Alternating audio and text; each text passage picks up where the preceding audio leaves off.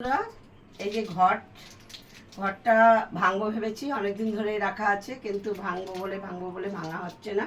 আজকে ভাঙবো। দেখো ক টাকা হয়েছে, কি হয়েছে তোমাদেরকে জানাবো। তো এটা কি আছাড় মারবো? দেখো আছাড় মেরেছি, এই দেখো এরকম করে আছাড় মেরেছি, ভেঙে যাবে আমি বুঝতেই পারিনি, এরকম করে আছাড় মেরে ভেঙে ফেলবো রে।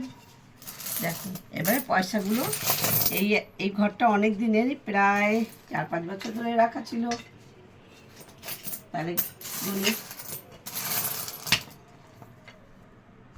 বন্ধুরা, সব বোনা হয়ে গেছে, আর এখানে এই যে অবধি হয়েছে। তো 5,400 টাকা টোটাল হয়েছে। এই টাকার মধ্যে সবই কয়েন ছিল। দেখো এখন এই টাকাটা দিয়ে কি করবো রে? টাকাটা বাবু আমি শাড়ি কিনে নেই নাকি? আজকে কি করব বন্ধুরা, এই টাকাটা দিয়ে আমি কি একটা শাড়ি কিনে নেবো? তোমরা কমেন্টে জানিও এই টাকাটা আমি কি করব। তোমাদের মতামত চাইছি। ধন্যবাদ।